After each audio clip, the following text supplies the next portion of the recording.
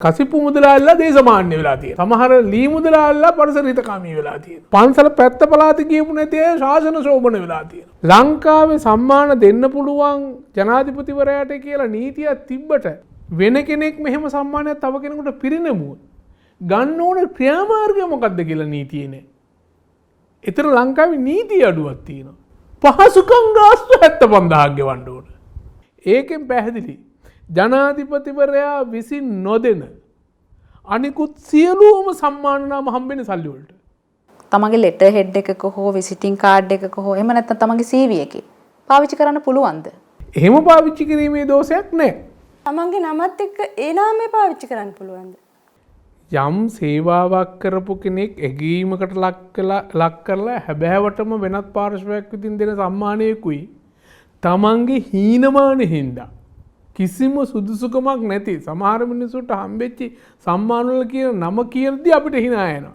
එහෙම විහිළු සාගත නොවන ආකාරයට මේක පාවිච්චි කරන්න ඕනේ. දැන් මේක නීති විරෝධී නෑ. මෙතන තියෙන සදාචාරය සම්බන්ධ ප්‍රශ්න. ඉතින් පළවෙනි කාරණේ තමයි ආචාර උපාධියක් විශ්වවිද්‍යාලයකට හැර වෙන කාටවත් දෙන්න බෑ. ඉතින් අපි ඕක ගැන කතා කරද්දී ඕකේ භයානකකම මොකක්ද දන්නවද? දේශපාලනයට සම්බන්ධ මිනිසුන්ට ආචාර්ය උපාධි දුන්නා විශ්වවිද්‍යාලවල. නීතිය ක්‍රියාත්මක කරන්න පුළුවන් කියලා ඔබතුමා කියවනේ. විශ්වවිද්‍යාලයට ඇරෙන්න වෙන කාටවත් එහෙම දෙන්න බෑ. හැබැයි දෙන්න බැරි ආයතන වලට එරෙහිව ගන්න ක්‍රියාමාර්ගයක් නැහැ. හේතුව එහෙම නීතියක් නැහැ. හැබැයි ආචාර්ය අසෝ කරන්න ඕන. එහෙම පෙන්වන්න කොලයක් නැහැනේ. මේ සමාජය ඇඳුවා. එයාට විරුද්ධව නීතිය ක්‍රියාත්මක කරන්න පුළුවන්.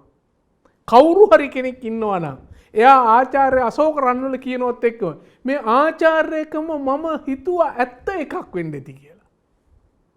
මම රැවටුණා එයාට. ආන් එහෙම කෙනෙකුට ගිහලා පොලිසියට පැමිණිලා දාන්න පුළුවන්.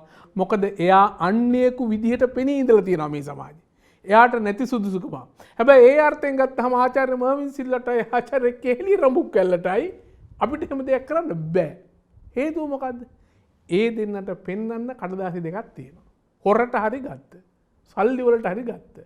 බය කරලා හරි ගත්ත කඩදාසි කොලයක් තියෙනවා. කවුරු හරි කෙනෙක් ඉංජිනේරු කියලා කියනවනම්, කවුරු හරි කෙනෙක් නීතිඥ කියලා කියනවනම් තමන් ලබාගෙන නැති වෘත්තීය සුදුසුකමක් එයාට විරුද්ධව නීතිය ක්‍රියාත්මක කරන්න පුළුවන්.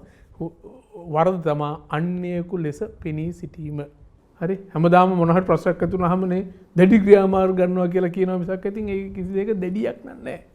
ඒ වෙලාවට සමාජය තමයි මේ වක්කීම දරලා ඒගොල්ලන්ව පිළිකුල් කරන්න ඕන. වෙන නීතිමය ප්‍රතිපාදනයක් මේකට නැහැ තවම.